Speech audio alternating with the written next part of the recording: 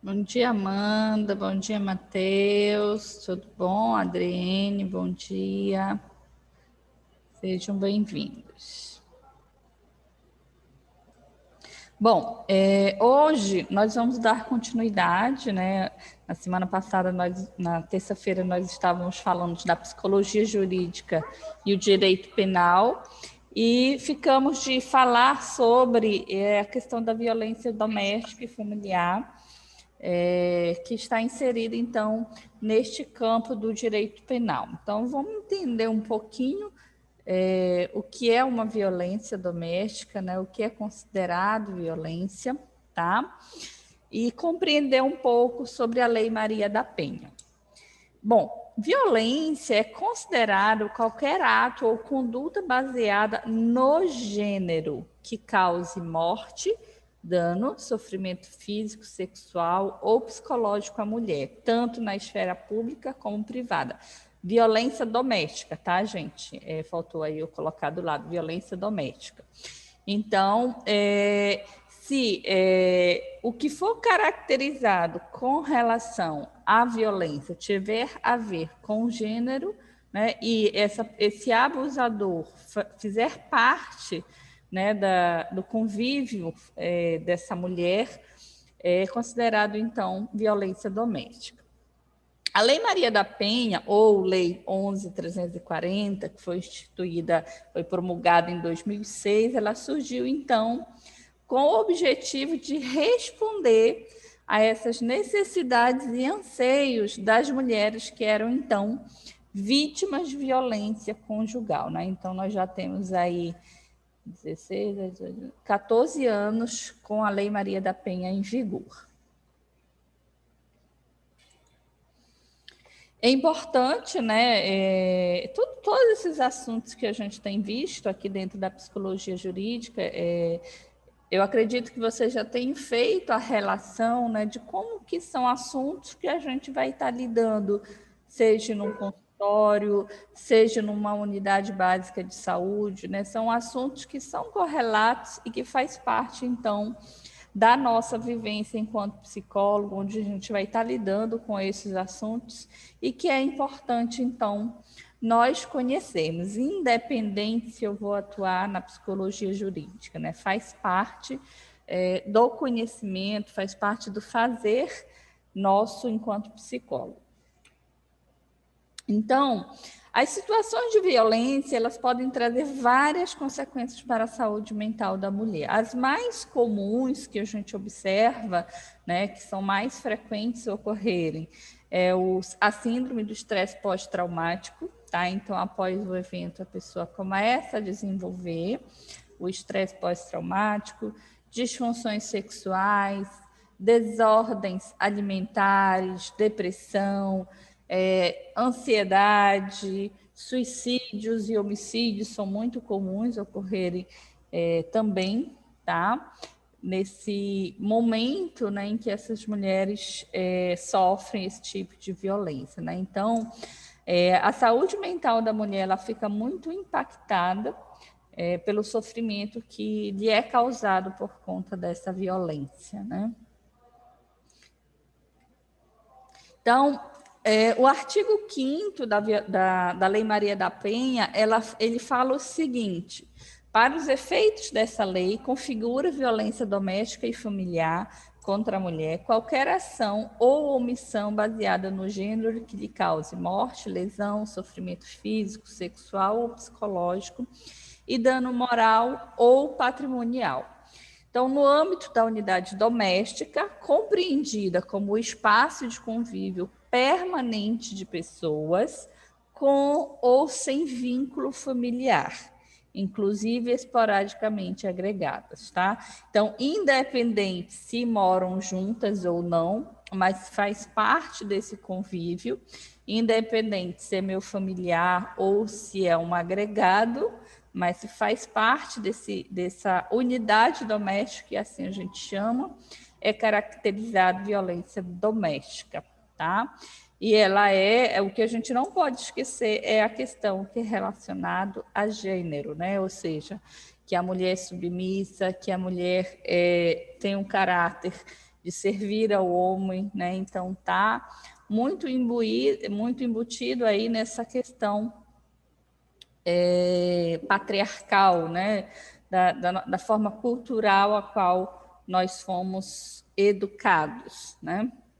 Então, no âmbito da família, é compreendida como a comunidade formada por indivíduos que são ou se consideram aparentados, unidos por laços naturais ou por afinidades ou por vontade expressa. Terceiro, em qualquer relação íntima de afeto, na qual o agressor conviva ou tenha convívio com a ofendida, independente de coabitação. As relações pessoais enunciadas nesse artigo independem de orientação sexual. Então, esse artigo é um artigo muito importante, né, dentro da Maria da Penha. A gente não vai estudar toda a lei, mas eu trouxe aqui os principais pontos da lei, para que a gente conheça e a gente compreenda qual o objetivo da lei e quais são, então, os pontos principais que nós devemos saber. Nós temos caracterizados na Lei Maria da Penha 5 tipos, né? Aliás, 4 tipos, 5 tipos de violência que a gente não pode esquecer, que é a violência física, a psicológica, a sexual, a patrimonial ou moral. Qualquer uma dessas, né, ocorrendo dentro do âmbito doméstico, é considerado violência doméstica. Tá? Às vezes a gente acha que é só a violência física ou a violência psicológica que são as mais comuns, ou a violência sexual. Não, qualquer uma dessas, ok? Violência física é a qualquer conduta que ofenda a integridade ou a saúde corporal. Então, o famoso bater, né, o famoso dar soco, dar tapas, são considerados, então, violência física.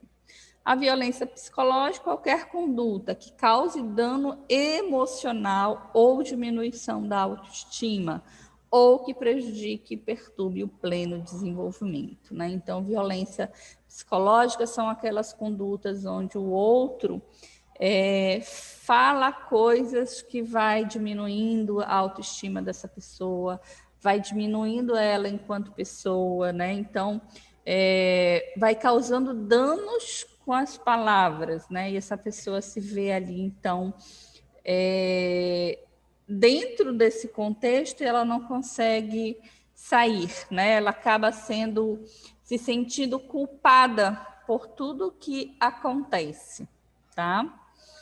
Violência sexual, qualquer conduta que constranja a presenciar, a manter ou participar de relação sexual não desejada, tá? Então, não é só o ter o ato sexual em si, mas forçar, seja para presenciar, ou seja, para participar de qualquer relação que não seja desejada, que não seja consensual, é uma violência sexual, mediante intimidação, ameaça, coação ou uso da força. Violência patrimonial. Essa aqui ela é muito sutil, né? Então, às vezes, a gente não tem essa consciência que é uma violência também. É qualquer conduta que configure a retenção, a subtração, destruição total ou parcial de seus objetos, instrumentos de trabalho, bens, valores, recursos econômicos, incluindo os destinados a satisfazer as suas necessidades, né? Então, aquelas situações que o homem se apodera do salário da mulher, né? É ele que toma conta, é ele que diz o que tem que ser feito. Ele destrói os bens dessa mulher, roupa, o celular, o computador, né? Então, qualquer violência que é feito contra o patrimônio, contra o dinheiro, contra os bens, né, que essa mulher possui. E a violência moral, qualquer conduta que configure calúnia, difamação e injúria, tá? Então, qualquer uma dessas violências, ou todas elas juntas, ou mais de uma juntas, é considerado violência doméstica, né? E a gente tem que estar muito atento. E aí vocês podem estar se perguntando, mas e por que que a mulher se submete? Por que que a mulher permite? Né? É culpa da mulher que se envolve com esse tipo de homem? E aí a gente está, então, também, né? Tem outras coisas por trás, né? Em geral, o abusador, ele encontra essa pessoa que tem ali uma dificuldade de lidar com essa situação e isso vai acontecendo de forma muito sutil. A pessoa ela não percebe, ou quando percebe, ela não tem força para sair da relação. Isso é feito de uma forma com que ela acaba tanto com a saúde mental dela que ela fica sem saber, né, que aquilo é uma violência, ou também ela fica em dúvida, né? Ela começa a achar que a culpa é dela, que ela que não tem valor, né? Que ela que não é uma boa pessoa, que está causando tudo isso. Então, assim, não é algo tão simples, né? Então, em geral, são pessoas que a gente vê que estão num processo de codependência, né? Então, assim como a gente tem a dependência de álcool e drogas, a gente também tem pessoas que estão ali envolvidas em relações afetivas onde elas são dependentes, né? Causando mal, fazendo mal, mas estão ali, né? E precisa aí do nosso trabalho enquanto psicólogo para auxiliar, né, essas mulheres que estão nesse tipo de condução. Alguma pergunta, gente? Ou vocês querem fazer alguma colocação sobre isso aqui? Bom dia, professora Juliana, é a Bom Sandra. dia, Sandra. Eu gostaria de fazer uma pergunta. Pode fazer. Eu peguei a aula no início já, eu não sei se a senhora falou sobre, mas eu vou perguntar do mesmo jeito. A minha questão é a seguinte: essa Lei Maria da Penha, ela se aplica apenas para questões dentro do lar ou ela se aplica para a proteção da mulher em qualquer momento? Tipo, vou usar um exemplo, essa violência moral. Qualquer conduta que configure calúnia, difamação e injúria no ambiente social, tipo no trabalho, na faculdade. Uma mulher, uma colega de sala de aula que passe por algum problema desse, seja caluniada, seja difamada ou injuriada. A Lei Maria da Penha se aplica a esse tipo de proteção ou não? Só proteção do lar? Proteção do lar, né? Doméstica, violência doméstica, a Lei Maria da Penha, onde ela é constituída com o formato de ter ali a questão de qual vai ser a pena, né? De qual vai ser a conduta com este agressor, tá? Em casos que eu sofra, por exemplo, uma violência moral, mas que não é caracterizado dentro da violência doméstica, vai seguir o mesmo trâmite, só que não dentro da Maria da Penha, vai pelo Código Penal mesmo, tá? Aí já vai vir outra forma de punição. Essa aqui, a Maria da Penha, é para violência doméstica e relacionada ao gênero, tá? Ok, então não tem assim a questão. Mas assim, a senhora falou irrelacionada ao gênero. Aí isso quer dizer que não é a proteção da mulher em todos os âmbitos, é a proteção da mulher no lar, no seu ambiente doméstico. Entendi. Correto. Tá, obrigada. Tá? Perfeito. Vamos lá. Professora Juliana. Oi, Vânia. Professora Juliana, bom dia. Oi, bom dia. Desculpa lhe interromper. Eu tinha entendido essa questão do gênero de um outro modo. Me corrijam se eu estiver errada. Em relação a que isso se aplica somente à mulher ou aos outros gêneros também. Como assim, eu outros gêneros? Em relação a Lei Maria da Penha numa pessoa homossexual, é isso? Sim, sim. Eu entendi nesse sentido, que quando é relacionado ao gênero, isso se ampliaria, não seria apenas para a mulher. Não, independe, seria no não sei se contexto você de reparou, eu falei, teve um momento que eu falei, independe da orientação sexual, tá? Então, se for relacionado a gênero, sim.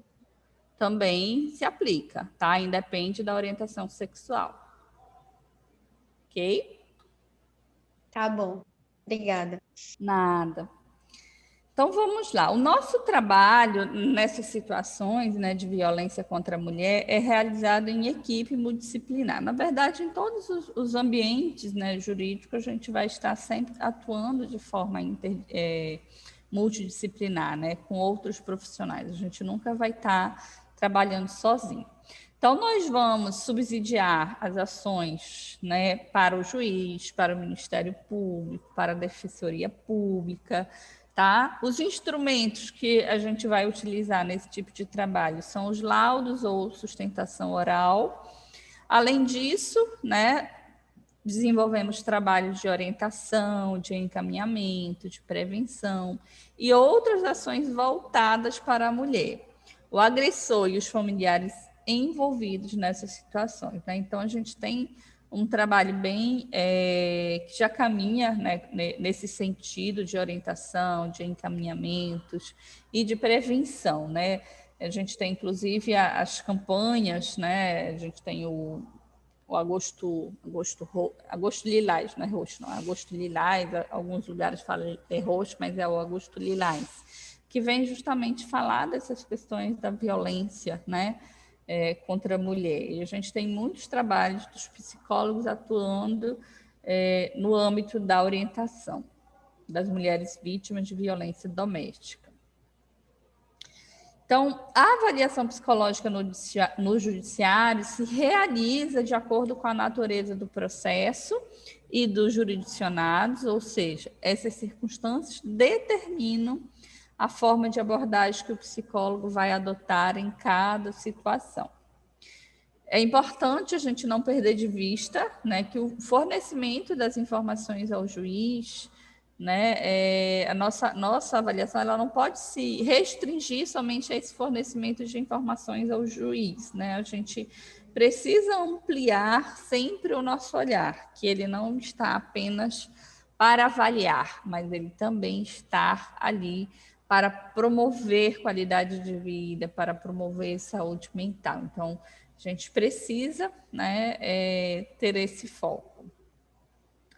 Por quê? Porque podemos realizar as intervenções, podemos recomendar, orientar, encaminhar. No momento que eu estou fazendo a minha avaliação, se eu identificar, eu posso e devo, né, fazer um pouco mais por essa mulher ali, tá? E não me limitar apenas a avaliar.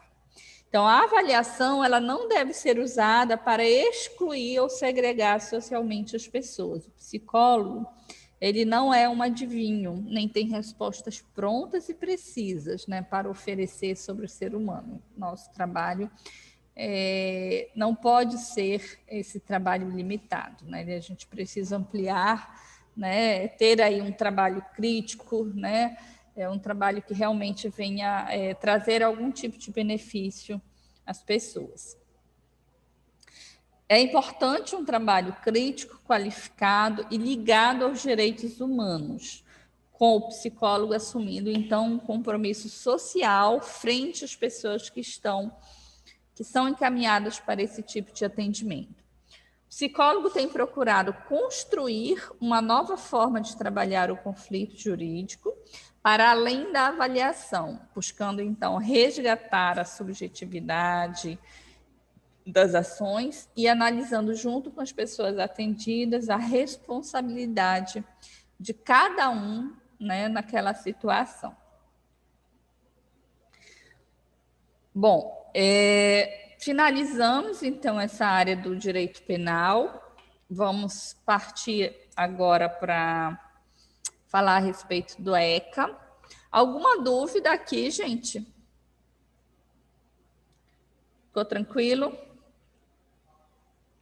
Eu ainda não consegui postar o material de vocês, a plataforma, pelo menos para mim, está aparecendo ainda a turma do semestre passado. Hoje eu vou conversar com o rapaz da informática para ver o que está ocorrendo, para ver se eu consigo postar amanhã os materiais de vocês. Por isso que ainda não disponibilizei, tá?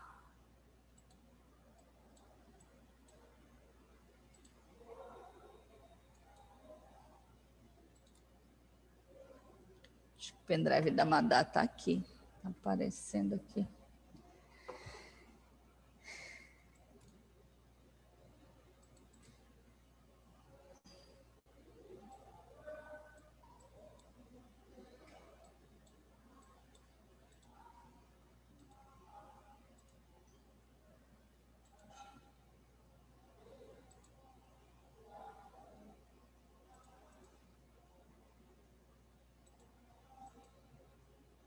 Então, vamos lá. Dando seguimento, vamos falar agora do Estatuto da Criança e do Adolescente, o ECA. Tá? Então, é Vara da Infância e da Adolescência, que também está, de alguma forma, entrelaçado com essa área do direito penal. Então, o Estatuto da Criança e do Adolescente foi instituído em 1990, e o princípio que nós temos que rege o ECA, né, que rege aí o Estatuto da Criança e da Adolescência, é a proteção integral. Então, a gente vai falar um pouquinho do que é essa proteção integral, o que é este princípio, para que a gente compreenda, tá? Então, esse documento, ele tem o cunho preventivo, protetivo e socioeducativo. Tá? Então, são ações que visam tanto prevenir o acontecimento do ato, quanto o caráter de proteger essas crianças, de proteger esses adolescentes, assim como educar e socializá-los na sociedade.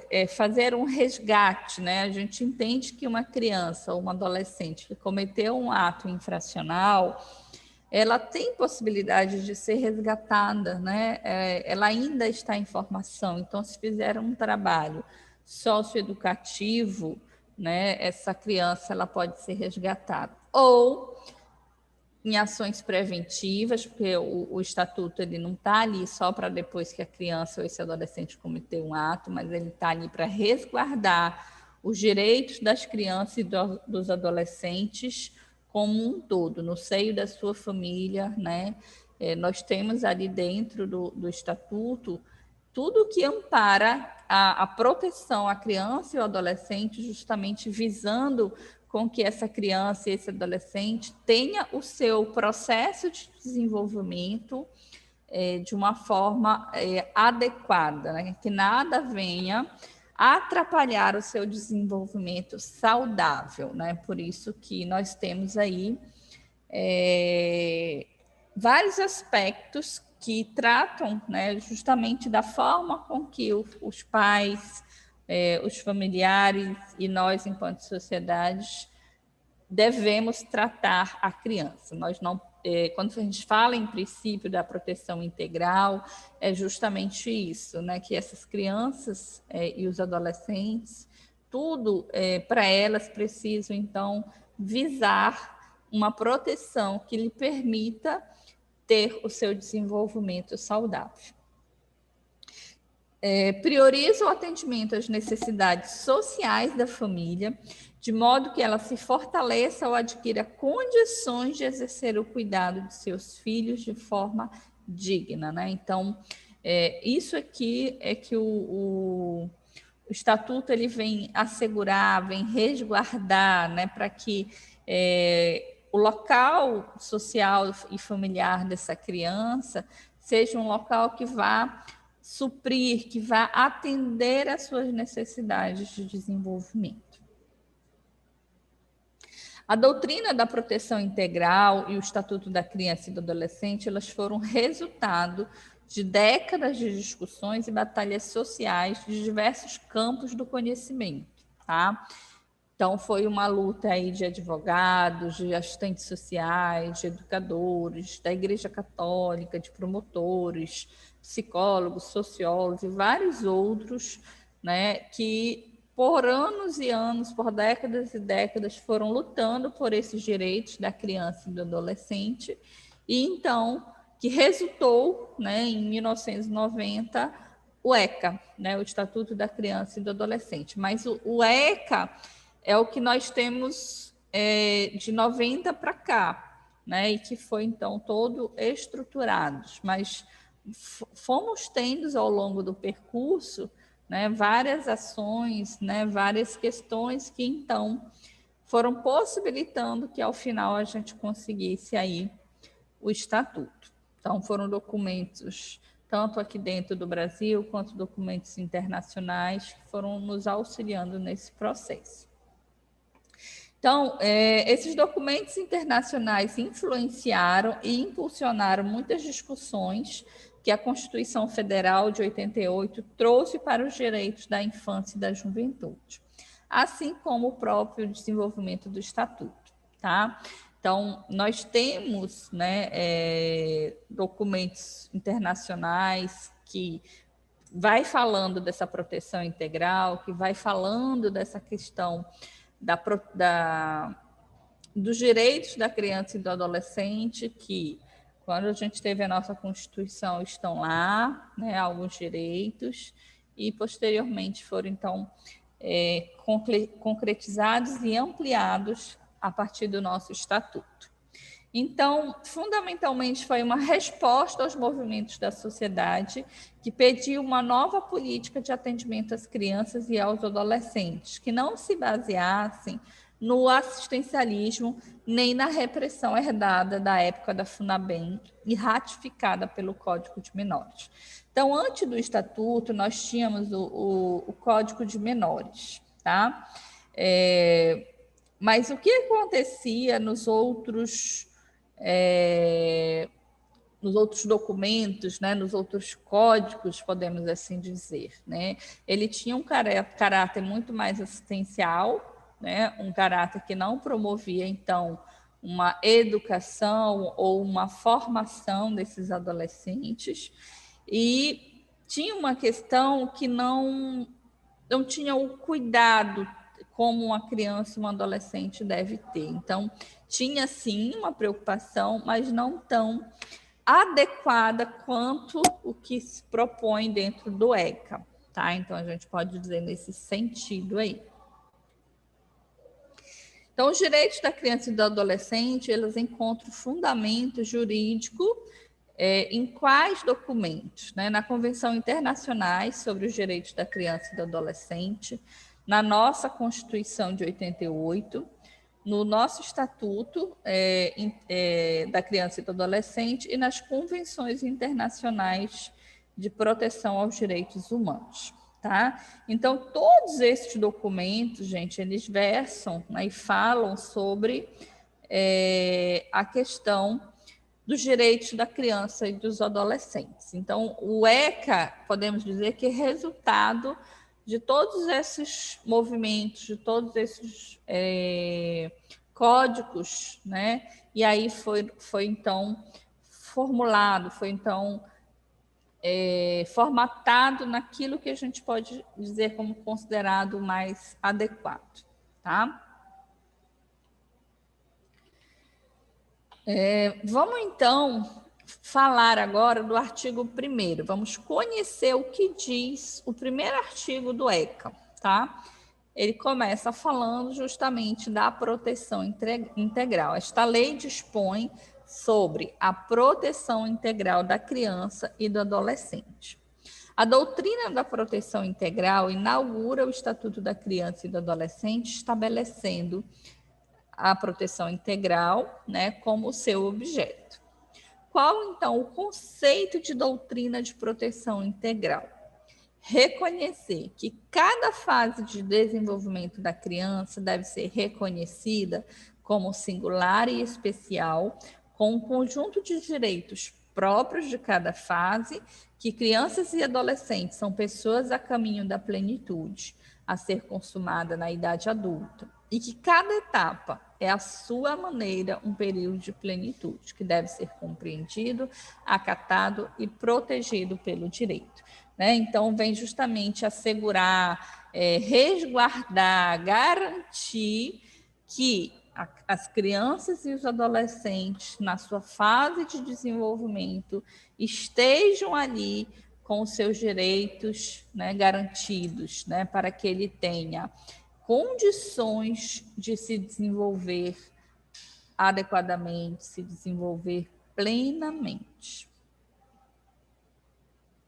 Alguma pergunta, gente, sobre isso aqui? Tá claro?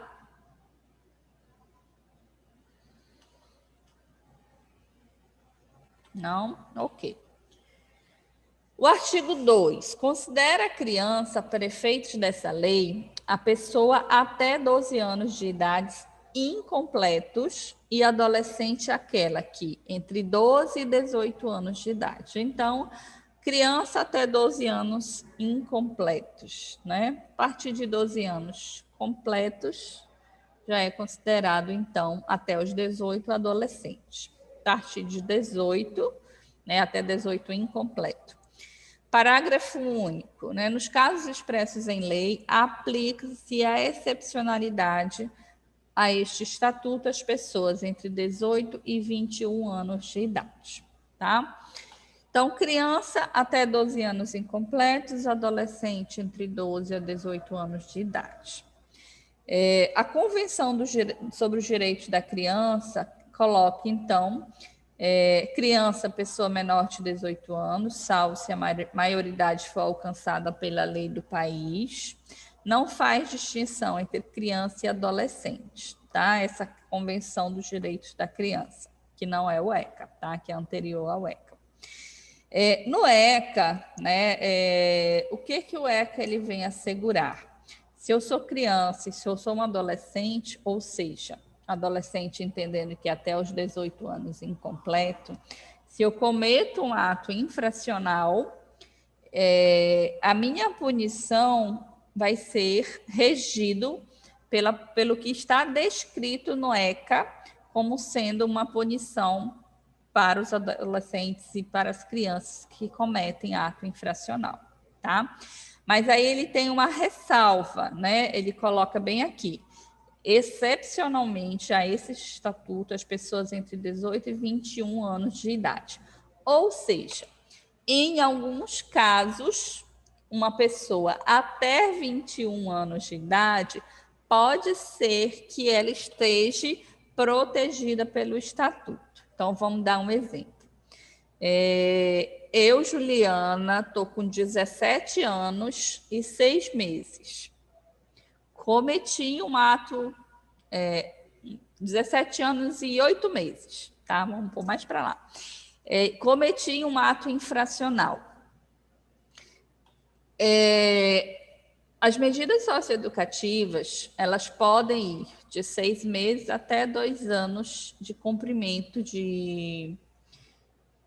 Não é nem pena, mas de cumprimento de ações socioeducativas, que seria o que a gente conhece como pena na vida adulta, tá? Então, antes de completar os 18 anos, eu cometi o ato, mas eu já estou pertinho de 18 anos. Mas eu não posso ser julgada pelo Código Penal dos adultos, porque no momento que eu cometi, eu ainda não tinha a minha maioridade.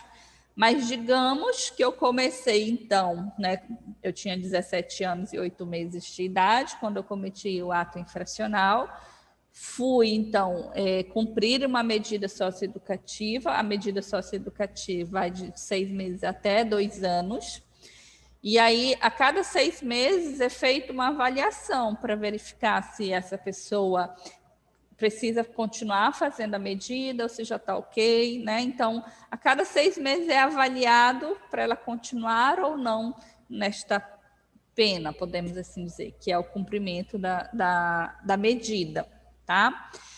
E aí, então, eu estou perto de completar esses 18 anos, cometi e comecei, então, fui julgado, condenado, vou precisar cumprir a medida socioeducativa.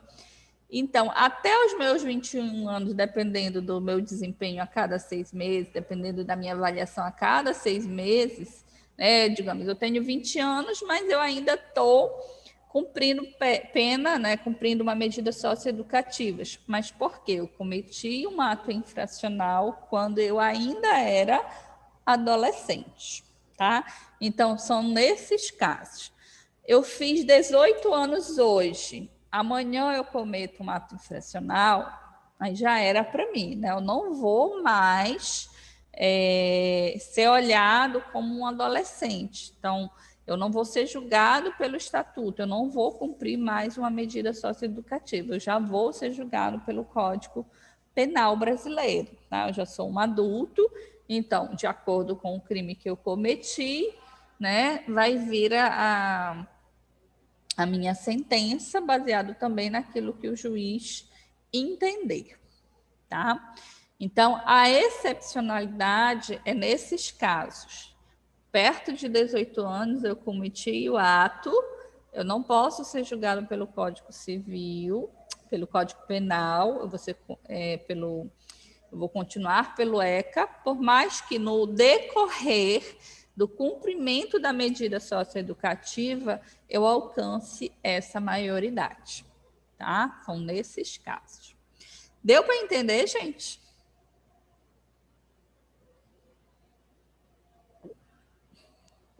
Sim, professora, ficou bem claro. Tá, perfeito. Artigo 3º. A criança e o adolescente gozam de todos os direitos fundamentais inerentes à pessoa humana, sem prejuízo da proteção integral de que trata esta lei, assegurando-se por lei ou por outros meios todas as oportunidades e facilidades a fim de lhes facultar o desenvolvimento físico, mental, moral, espiritual e social em condições de liberdade e dignidade. Então, é assegurado à criança e ao adolescente ambiente, né, que lhe proporcione desenvolvimento físico, mental, moral, espiritual e social, e em condições de liberdade e de dignidade. Então, como podemos inferir, além dos direitos fundamentais, a criança e o adolescente eles devem receber proteção integral e todos os meios que lhe permitam o desenvolvimento físico, mental, moral, espiritual e social em condições de liberdade e dignidade, tá? Assim, a legislação brasileira deixa de fazer referência ao menor em situação irregular e passa a fazer referência à criança e ao adolescente como pessoas em desenvolvimento e sujeitos de direito.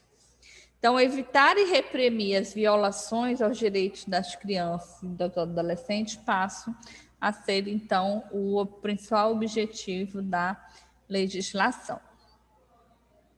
O artigo 4 é dever da família, da comunidade, da sociedade em geral e do poder público assegurar com absoluta prioridade a efetivação dos direitos referentes à vida, à saúde, à alimentação, à educação, ao esporte, ao lazer, à profissionalização, à cultura, à dignidade, ao respeito, à liberdade, à convivência familiar e comunitária.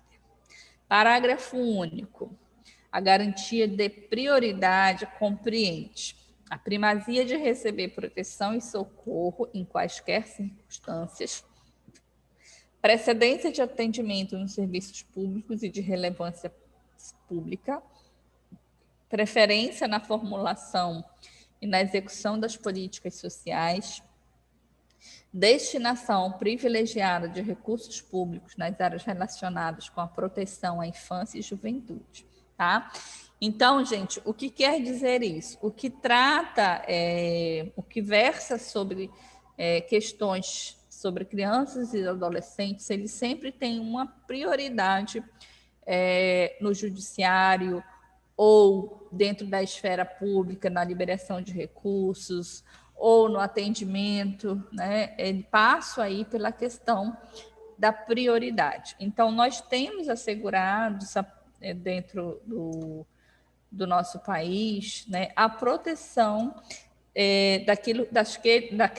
daqueles que a gente compreende como sendo os mais necessitados, o que menos tem condições de se defender, né? Então, nós temos a legislação que protege a criança e o adolescente, que é o ECA, nós temos a legislação que protege os idosos, nós temos a legislação que protege as pessoas com deficiência. Então, é justamente porque a gente entende que são os que mais precisam de atendimento, né, e que menos têm condições ali de se defender, podemos assim dizer.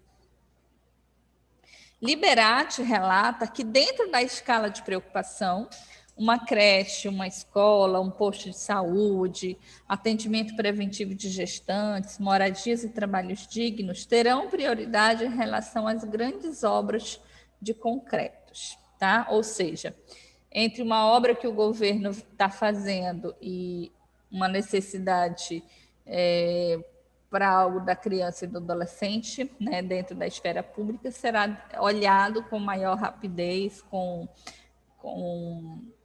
mais agilidade as questões relacionadas à criança e ao adolescente. E quem fiscaliza isso, né? Quem fiscaliza essa garantia real dessa prioridade é o Ministério Público, tá? Qualquer situações onde a gente perceba que isso está sendo infringido, eu, enquanto pessoa da sociedade, posso fazer uma denúncia ao Ministério Público, né? Então, por isso que a gente escuta. Eu vou denunciar para o Ministério Público. Então, quando a gente vê os casos de denúncia, é porque, de alguma forma, aquela pessoa que fez a denúncia entende da legislação e entende que aquilo que está sendo feito está infringindo o que diz o Estatuto da Criança e do Adolescente, tá? E aí o Ministério Público vai averiguar a denúncia e vai ver se faz sentido ou não aquele fato que está sendo denunciado. Artigo 5º. Nenhuma criança ou adolescente será objeto de qualquer forma de negligência, discriminação, exploração, violência, crueldade e opressão, punido na forma da lei qualquer atentado por ação ou omissão aos direitos fundamentais. Então, aqui é muito importante a gente estar atento, tá? Qualquer situação de negligência, discriminação, exploração, violência, crueldade e opressão, tá? Seja eu realizando o ato, né? Ou seja, por ação é eu proporcionando uma discriminação, ou eu explorando uma criança, ou eu sendo negligente, eu posso ser punido. Mas o fato de eu não fazer, mas eu me omitir, eu ficar sabendo e também não me manifestar, ficar omisso, eu também posso ser penalizado, tá? Porque eu estava sabendo que aquela situação estava sendo negligente e eu fui, então, omisso, tá? Eu não fiz a denúncia, né? Então, não sei se vocês assistiram o Fantástico nesse domingo, o caso de um pai que estava prendendo o filho dentro de um tambor, né? Então, assim, ele estava fazendo ali a ação, né, contra aquilo que diz, né, o Estatuto da Criança e do Adolescente. Estava cometendo ali um ato de violência, de crueldade, né, com aquela criança. E a esposa dele, não dá para a gente saber, mas se ela não praticava junto, no mínimo ela estava sendo omissa, né? Porque ela também não se manifestou, não denunciou, tá? Então é neste sentido aí, por ação ou omissão. O que quer dizer, então, a expressão atentado por ação ou omissão aos seus direitos fundamentais da lei? É justamente esse exemplo que eu acabei de falar, né?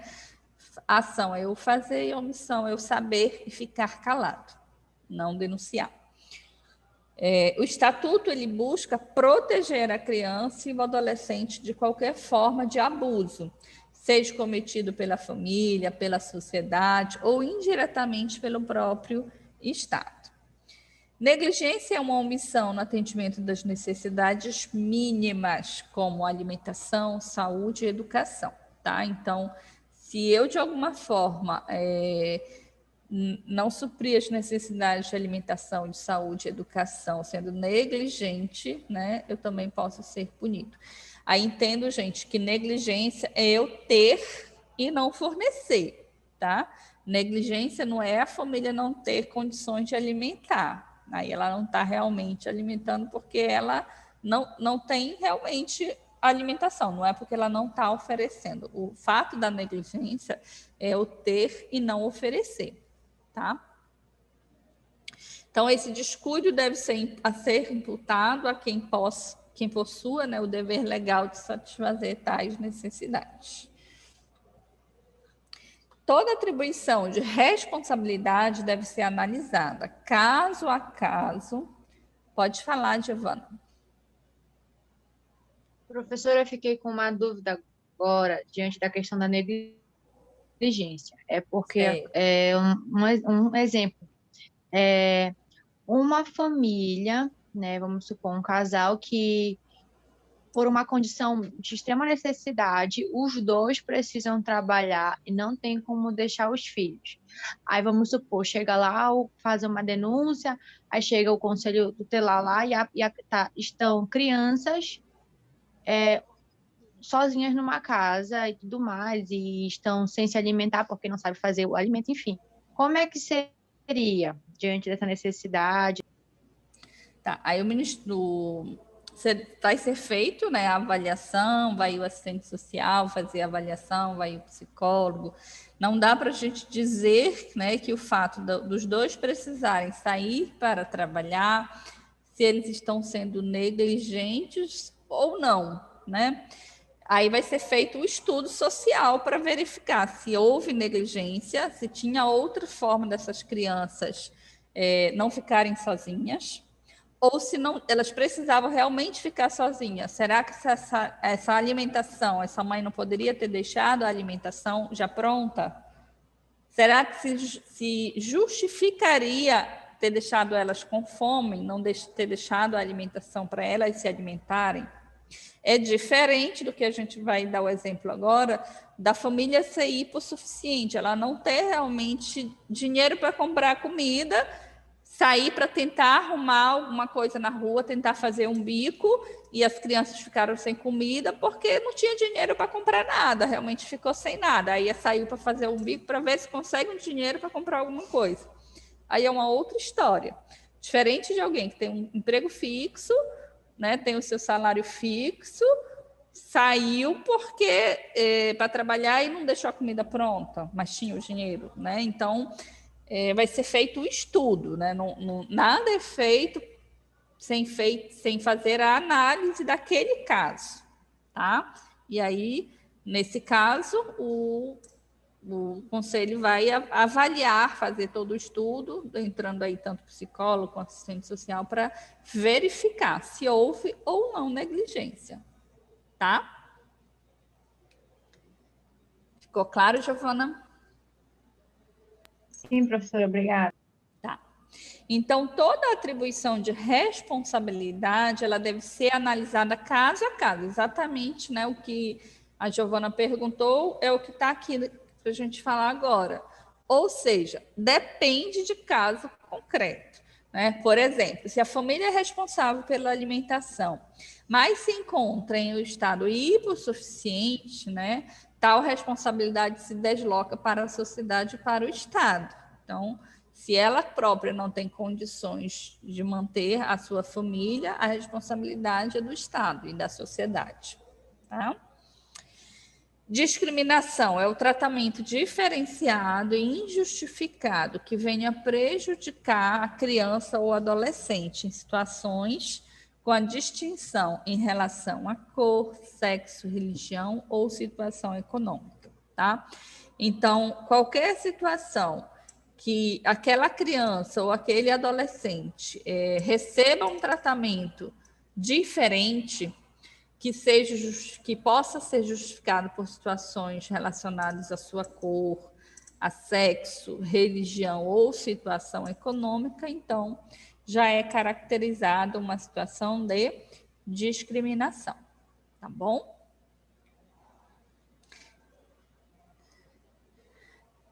A exploração, né, violência infantil é crime, tá? A violência infantil ela afeta diretamente, né, é uma violência contra o seu desenvolvimento físico e intelectual, né, das crianças. Então, a gente tira o direito dessa criança de vivenciar, né, o que é para aquela fase da vida dela, né? E aí a gente, então, de alguma forma, vai prejudicar seu desenvolvimento físico, seu desenvolvimento intelectual, por exemplo, se a gente coloca a criança para trabalhar.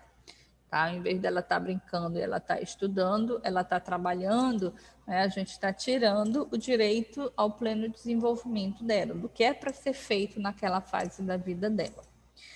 A exploração é o abuso da criança e do adolescente fisicamente vulnerável. Ocorre com maior frequência no seio familiar, em que a criança e o adolescente começam a trabalhar antes da idade permitida, tá? Que aqui no Brasil nós podemos ter a partir de 14 anos enquanto jovem aprendiz, né? E a partir de 16 anos em atividades laborais, desde que autorizada pelos pais. Antes disso, não é permitido. E aí a gente vê, né, muitas situações que a criança acaba sendo explorada, né? Às vezes a família coloca essa criança para trabalhar, né? O pai e a mãe colocam a criança para trabalhar, ir para a rua, ir para os sinais, e ele mesmo não faz nada, né? Ficam ali para viver do dinheiro que essa criança está trazendo para casa. Isso aí sim é exploração. Por que esse pai não está trabalhando e por que essa mãe não está trabalhando, mas coloca o filho para ir trabalhar, né? Então, aí é uma exploração. A violência é o constrangimento físico ou moral, né? Também tem os maiores índices dentro do seio familiar, né? Então, a nossa educação, que por muitos anos, né, foi o famoso bater, né? Ou foi o famoso colocar de joelho no milho, ficar olhando para a parede, né? Isso vai diretamente ao que a gente está falando, é um constrangimento para essa criança, tanto físico, né, quanto moral, é uma humilhação, né? Isso ocorre muito ainda, bem menos do que no passado, mas é muito comum dentro do seio familiar, tá? Isso no passado ocorria, inclusive, nas escolas, né? Tinha a palmatória, se você errasse em sala de aula, você levava aquela reguada na sua mão, né? Então, isso hoje não é permitido, não é aceitável, tá? Então, a chamada pseudoeducação, baseada em punições, castigos, sofrimentos, é caracterizada uma perversidade, uma crueldade, tá? A tortura é crime inafiançável, tá?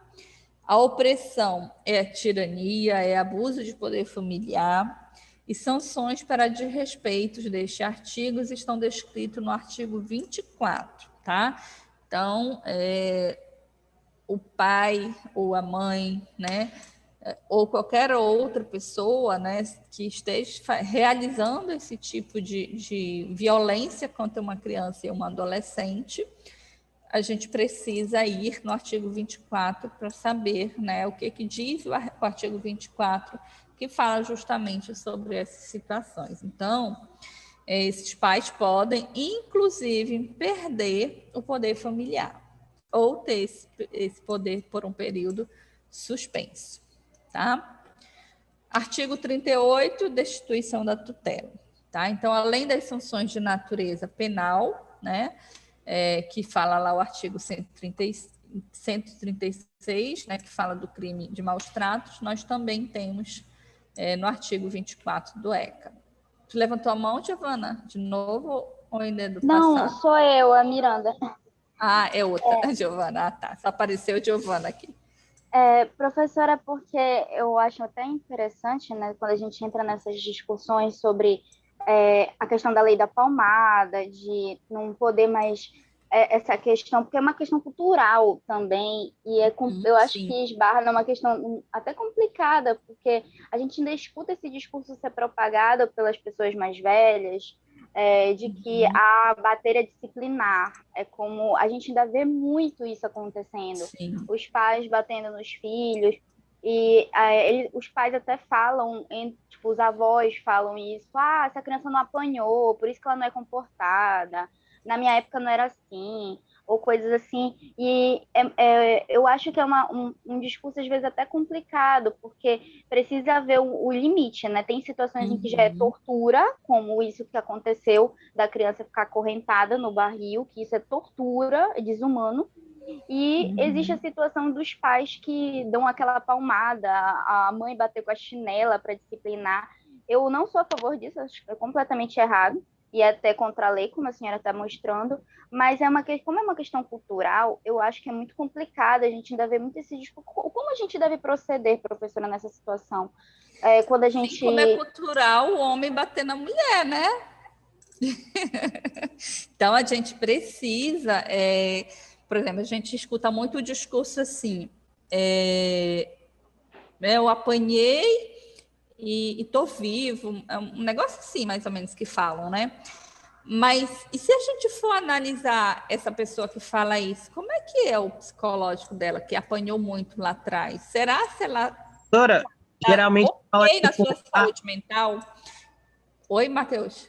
geralmente fala assim, eu apanhei e não tenho trauma nenhum. E aí, tipo, tipo, com certeza tem, só que, tipo, esconde ou não fala ou nunca se tratou com alguém para expor os traumas que com certeza ocorreram, porque esse pessoal mais antigo fala que já apanhou de vassoura, já apanhou de cipó, já apanhou de não sei o que, não sei o que. E aí quer repercutir essa mesma ideia para as futuras gerações, que o mundo hoje já mudou completamente, tipo, de um século atrás. Né? Então, esse discurso de que eu não morri e estou vivo, às vezes também realmente não morreu, está vivo. Mas em que condições você está vivo? Como é que é a tua saúde mental hoje? Né? Quando a gente vê essas pessoas indo para o consultório, essas pessoas antigas, elas têm sim muitos traumas pela forma com que elas foram educadas. Realmente não morreram, né? Porque mas causa aí muitos danos psicológicos. Oi, Giovana. A minha dúvida é mais relacionada assim, na clínica, por exemplo, que a gente começa a atender no consultório uma criança e a criança traz esse discurso, ou até o próprio pai ou a mãe em atendimento fala que bate no filho para disciplinar e coisas assim. Como a gente deve proceder? A gente deve denunciar? Aí o que acontece? Eu chego nessa questão. Porque o pai pode perder a guarda da criança, mas a intencionalidade dele era agredir ou era disciplinar, na visão dele, né? E aí, como é que funciona essa questão? Em casos de realmente maus tratos, nós precisamos fazer denúncia, né? Digamos que você perceba que não é condições de maus tratos, é questões tentativas educativas, né? Então, você vai precisar, enquanto atendendo esse familiar, essa família, fazer a educação dessa família. Fulano, olha, eu não conheço, eu não tenho acesso a nenhum artigo científico que me traga parâmetros onde a palmada educa. Mas eu tenho, olha, tais e tais artigos que falam, né, de uma educação sem palmadas. E daí a gente vai ter que mostrar as nossas evidências do que a gente tem da psicologia, por exemplo, né? O que a psicologia diz sobre educação? Como é que a gente educa? Né? Então, é através de palmadas, né? A gente não tem nenhum estudo que diz que palmada e bater educa, né? Então, vai ser uma desconstrução que eu vou ter que trabalhar com essa família. De onde vem este conceito? Ah, é porque eu apanhei, né? E trabalhar essa desconstrução, não é porque eu apanhei, né, que eu vou precisar bater no meu filho, né? E aí a gente vai ver também os impactos dessa mãe ou desse pai que apanhou, né? Como é que está o seu psicológico, né? Naquilo que ele sofreu lá atrás, que pode estar impactando na dificuldade dessa criança que está lá em processo comigo, né? Sempre que a gente atende uma criança, normalmente o problema não está ali, o problema está na família, está naquele sistema familiar. E aí, em cima desse sistema que a gente vai estudar para a gente intervir. Deu para entender, Giovana? Deu sim, professora, obrigada. Tá bom, beleza. E aí, se ela conseguir te mostrar algum artigo, né, que comprove que o bater educa, que não existe isso, né? Então a gente tem que ir por este caminho, tá? Ok. O artigo 6º. Na interpretação desta lei, levar-se-ão em conta os fins sociais a que ela se dirige, as exigências do bem comum, os direitos e deveres individuais e coletivos e a condição peculiar da criança e do adolescente, como pessoas em desenvolvimento. Na abordagem jurídica da infância e adolescência, estes não são mais objetos ou personagens secundários, que devem ter seu desenvolvimento assistido somente nos casos de abandono ou infração, e sim como sujeitos de direitos. O juiz atenderá aos fins sociais a que a lei se dirige e às exigências do bem comum, isto é, a defesa e efetivação dos direitos da infância e da juventude, né? Então, gente, o objetivo do ECA não é atuar só no caso de abandono ou infração, né, de uma criança, ou quando ela foi abandonada pelos pais, ou quando ela cometeu um delito. Não, é cuidar dessa criança até no seu dia a dia mesmo, com esse pai que está batendo, com esse pai que está, de alguma forma, causando danos a essa criança, seja físico, moral, psicológico, né? Então, o ECA ele vem proteger, né, de uma forma global, é o que ele chama de proteção integral da criança e do adolescente, para que seja, então, garantido todo esse desenvolvimento, seja garantido o seu período de desenvolvimento. Ao longo de toda a história da humanidade, a ideologia tutelar em qualquer âmbito resultou em um sistema processual, punitivo e inquisitório, né? Então, a punição, como a gente colocou, né, ela é um fato cultural, né? Nós temos essa questão cultural de punição. Então, se a gente vai ver, isso está desde muito, muito tempo fazendo parte, né, da nossa vida. E que há muito tempo já tem se trabalhado nessa desconstrução da punição enquanto ato educativo, tá?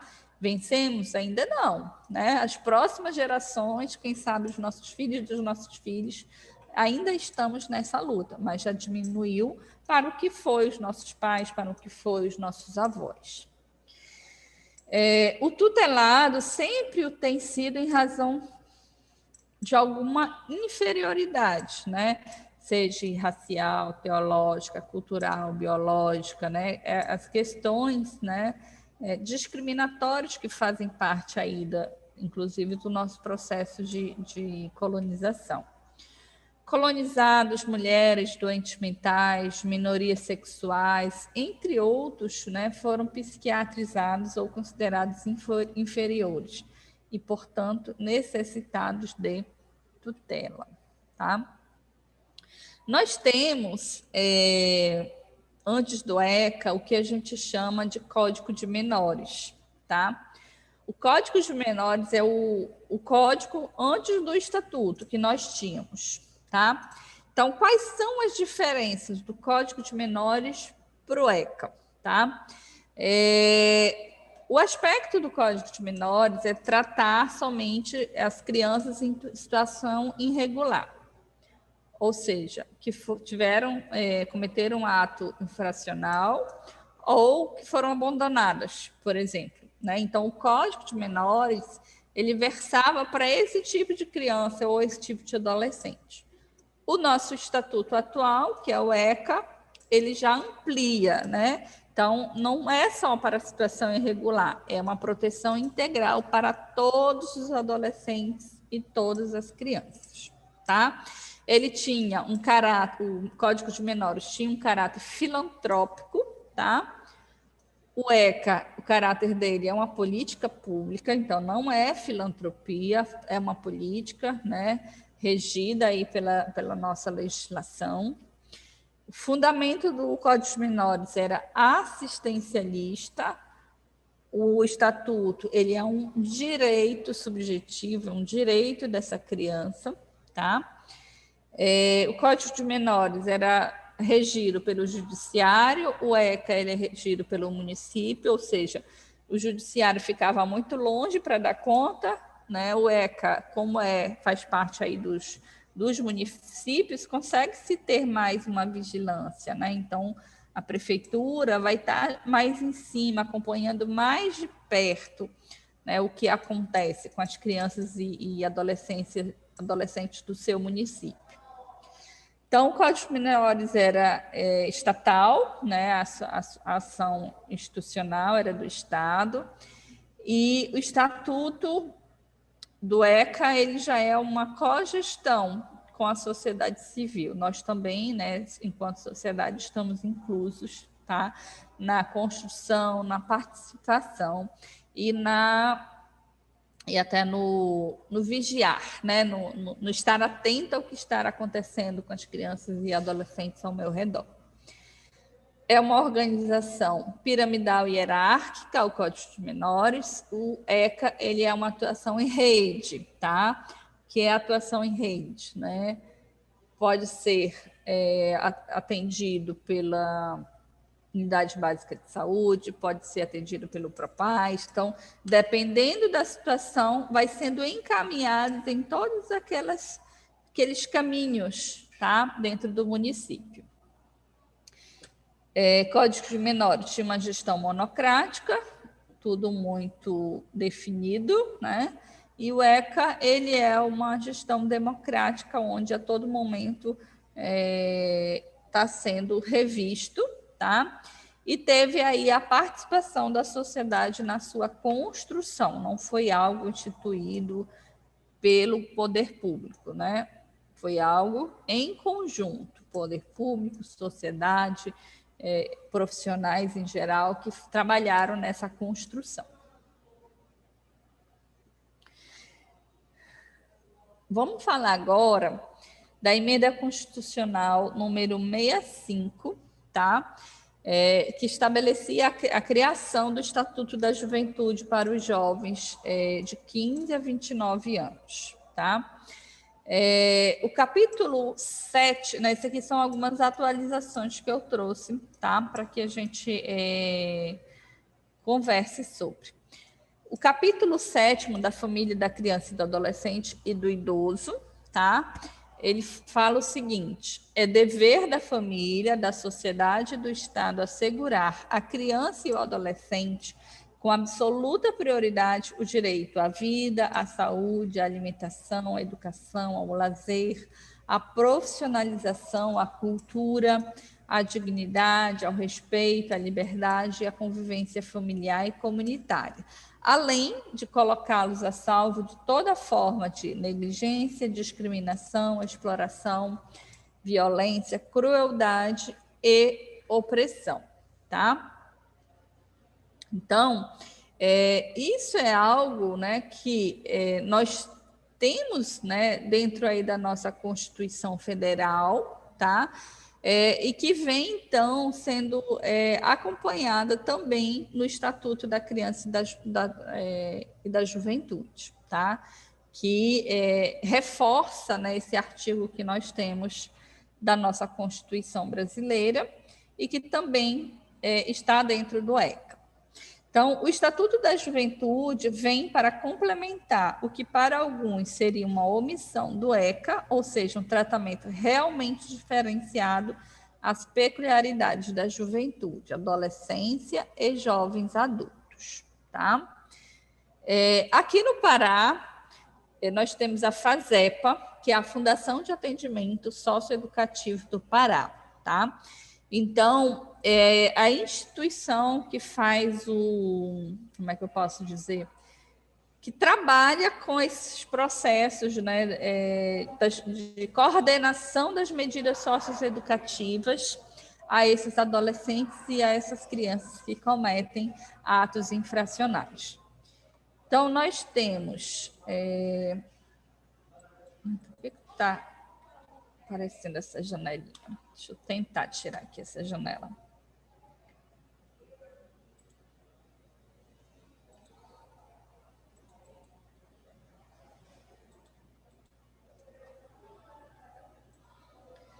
Nós temos o Serviço de Atendimento Social, o SAIS, tá? A FASEPA, ela realiza aí o atendimento inicial a adolescentes em conflito com a lei. Órgãos de segurança, então, atuam integrados no atendimento aos adolescentes em conflito com a lei. Adolescentes do sexo masculino que estão fora da escola são a maioria dos adolescentes que acabam cometendo aí um ato infracional. Nós temos o Centro de Intervenção Masculino, chamado CIAM, que atualmente está no bairro do Sideral, tá? Lá é um centro de internação provisória para os adolescentes com atendimento diferenciado, tá? Relatos de adolescentes expõem histórico de vulnerabilidade social. O novo CIAM vai fortalecer, então, esse atendimento socioeducativo. Nós temos o Centro Socioeducativo de Benevides, tá? Onde tem aí um novo conceito de atendimento socioeducativo, tá? Dentro dessa área, com projetos lindíssimos, que eu trouxe um vídeo para a gente ver sobre esses projetos desse Centro de Benevides, tá? Nós temos o Centro Socioeducativo do Baixo Amazonas, tá? Então, essas unidades da FASEP fortalecem aí o atendimento socioeducativo no interior do estado, tá? Então, no interior, nós temos lá no Baixo Amazonas. Fica em Santarém. Aqui são todos os locais, né? Todas as unidades que nós temos de socioeducativas aqui no estado, tá? Nós temos a Nova Semi-Liberdade, o CAIS 2, nós temos o CASF de Coraci, nós temos o CAIS de Coraci, nós temos o CIAM Sideral, nós temos o CESEM, tá? Então, gente, esses centros educativos, né, nós temos alguns que são para internação, como se fosse uma prisão, só que não é uma prisão, mas tem esse intuito de deixar o adolescente ali internado, tá? São separados, né? Nós temos os centros masculinos, nós temos os centros femininos, alguns trabalham com internação e outros não têm a internação, são com liberdade, e alguns têm a semi-liberdade, tá? Nós temos o CIAM em Marabá, temos em Santarém o SEBA e o CSS, em Benevides tem o CECEB, em Ananindeua nós temos a UASE, o CIJAM, o CJM, o CESEF, o CEFIP, tem o Apoena, que é um complexo esportivo e cultural de socioeducação.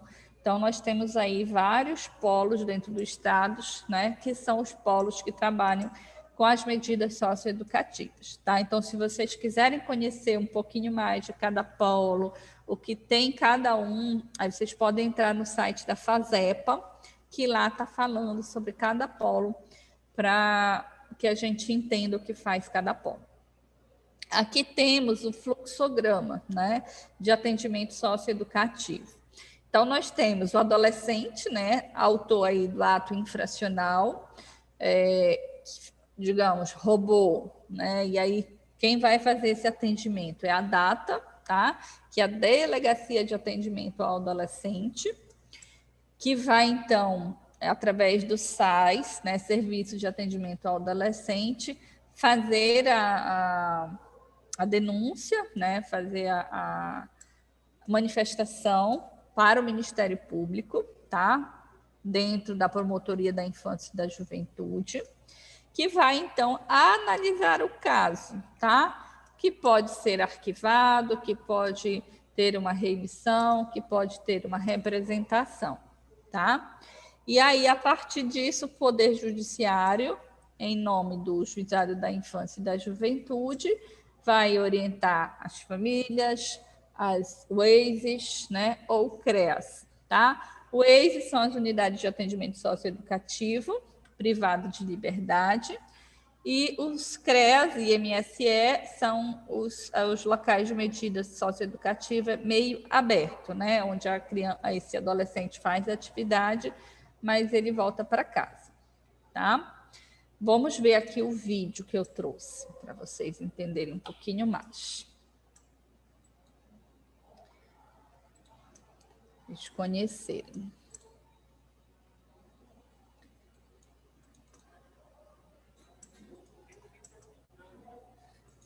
Agora, a gente consegue passar vídeo por aqui? Eu nunca tentei. Consegue?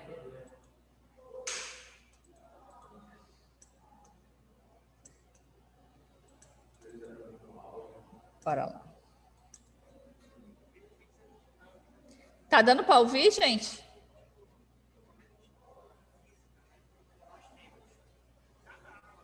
Estão ouvindo e vendo o vídeo? Me dê um ok aí. Professora, dá para ver o vídeo, mas não está saindo áudio. Ai, meu Deus. Será o que eu tenho que fazer para sair o áudio?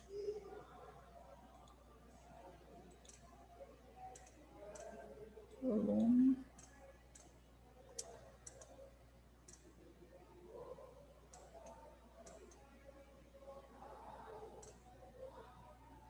Ativar mudo.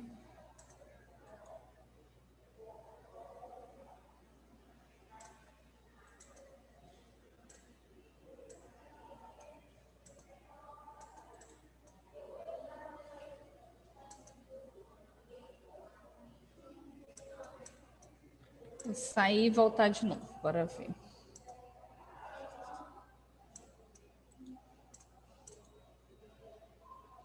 Compartilhar som do computador, acho que é isso. Essa tem 11 quarto-celas, 11 alojamentos cada aula, então nós temos 44. E agora? Agora tá saindo, normal. Tá, beleza. Então, eu vou voltar aqui. Benevides é muito grande, é como se fosse assim, umas 3 unidades dentro de uma mega estrutura física, né? Nós temos, cada aula dessa tem 11 quarto-celas, 11 alojamentos cada aula, então nós temos 44 alojamentos e ainda as medidas protetivas que são feitas para adolescentes que não podem estar com outros adolescentes.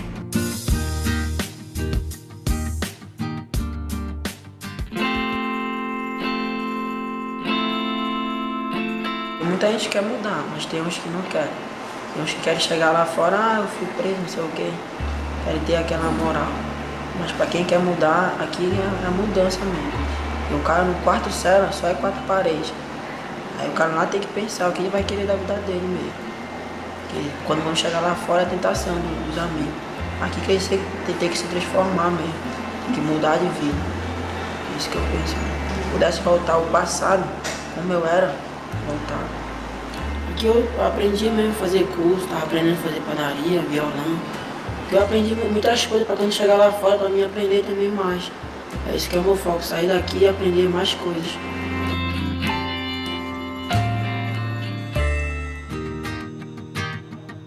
A gente precisa olhar numa totalidade, mas a gente precisa olhar as partes desse adolescente também. São adolescentes que vêm de situações de violência familiar, são adolescentes que vêm da vivência de mães que são usuárias de drogas, são adolescentes que vêm que já foram ameaçados, são adolescentes que já sofreram tentativas de homicídio, são adolescentes que apresentam várias referências negativas. Então, trabalhar isso com eles é um grande desafio e fazer com que se desconstrua esse ambiente. E a gente tem casos assim, a gente tem casos que conseguimos sim a médio prazo fazer com que esses adolescentes eles comecem a desconstruir, que é um processo de desconstrução. Eles precisam desconstruir todo esse contexto para internalizar novos valores, para internalizar valores positivos, para que eles possam ter realmente essa perspectiva de vida. Um dia eles vão sair. Mas eles vão sair de que forma? Saber usar a liberdade deles, saber usar o direito de ir e vir com responsabilidade, com segurança. O grande desafio deles, e ao mesmo tempo é uma possibilidade, é eles poderem ver que existe sim outros meios para que eles consigam alcançar os objetivos deles, que não são cometendo atos infracionais.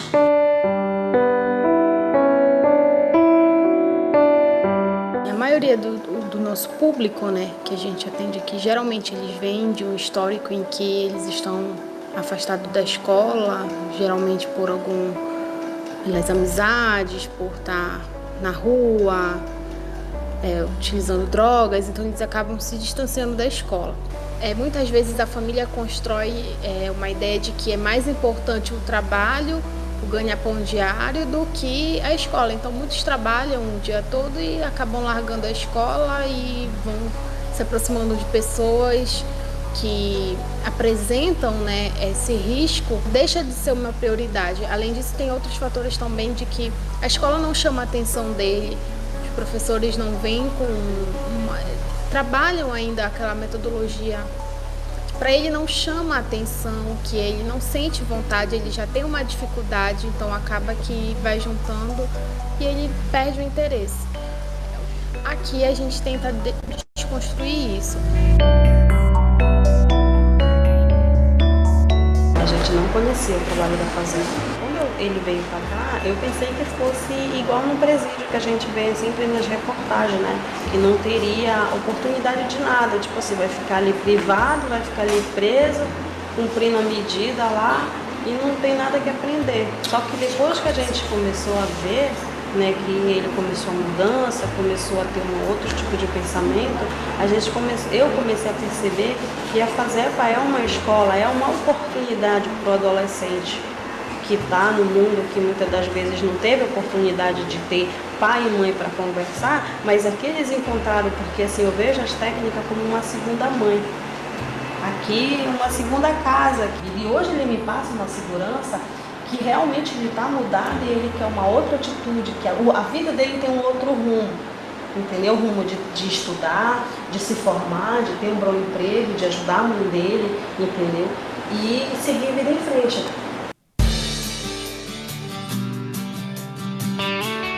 Porque nós passamos a entender que quanto mais adolescente estiver inserido em atividades, melhor será o convívio dele, melhor ele irá entender aqui a medida socioeducativa. Então, além da SEDUC e além dos arte educadores do Apoena, nós aqui criamos nossas atividades também, como a atividade lá que vocês conhecem, que é o lago lá de criação de peixes. Nós temos o nosso viveiro de aves, né, que a gente cria galinha, pato. E isso é usado como terapia para alguns adolescentes. E também nós temos o que? O crossfit, temos também futebol americano, temos nosso espaço cultural que também foi criado pela gente aqui. Nisso a gente consegue num dia só tirar todos os adolescentes, 70, 80 adolescentes conseguem movimentar durante o dia aqui em atividade. Então a nossa estratégia foi essa, o menor tempo dentro do quarto cela e o maior tempo em atividade. Maior garantia de direito e menos a situação do cárcere.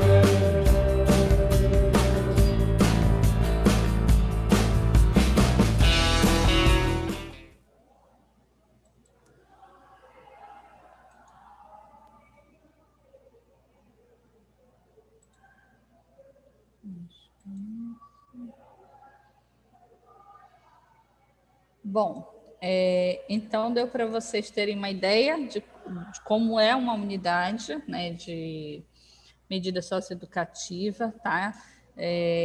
entendam que tem algumas que tem internação, essa que mostrou aí tem internação, tem quarto-cela, outras não tem internação, é só mesmo as atividades, e são separados, né? Tem a parte masculina e tem os centros que atendem os adolescentes femininos, tá bem? Alguma pergunta, gente? Está tranquilo? Deu para entender?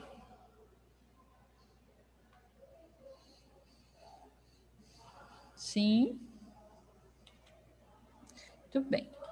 Então, para a próxima aula, eu quero que vocês leiam o livro do capítulo de Psicologia Jurídica no Brasil, tá? Nós temos esse livro na biblioteca, mas eu também tenho esse artigo já escaneado. Eu vou passar aqui como é que fala? Aqui no chat, tá? Para que vocês baixem, quem não tiver o livro, não quiser vir buscar na biblioteca, para que vocês leiam esse capítulo aqui, violência contra criança e adolescente. Aí vocês leiam que na próxima quinta, né, já que terça não haverá aula, na próxima quinta a gente vai discutir esse capítulo em sala, tá? Eu vou querer que vocês me coloquem os principais pontos do capítulo, tá? Então, vai ser o dia de vocês, onde eu vou estar ouvindo vocês. Deixa eu colocar logo aqui, compartilhar com vocês. E professora, só uma dúvida, esse material tem online? Tem na internet? Não, eu vou postar agora aqui no chat. Aí quem puder compartilhar no Zap da turma, porque eu ainda não estou com acesso à plataforma. Hoje que eu vou ver com o rapaz da informática porque que eu não estou conseguindo postar para vocês. Eu até consigo, né? Eu até postei, mas não aparece para vocês. Aí eu vou disponibilizar aqui para vocês, tá? O artigo para vocês fazerem a leitura para a gente discutir na próxima aula.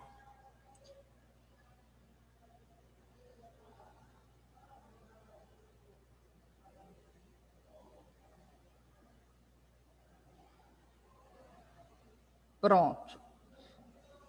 Chegou aí para vocês? Sim, professora, chegou. Tá. Matheus, pode compartilhar aí no Zap da turma? Sim. Tá, obrigada, porque quando eu fechar aqui eu acho que some, né? Então compartilha aí, tá? E então, gente, desejo aí um bom final de semana, um bom descanso no feriado, não vão fazer aglomerações, tá bom? E quinta-feira a gente se encontra novamente. Beijo grande.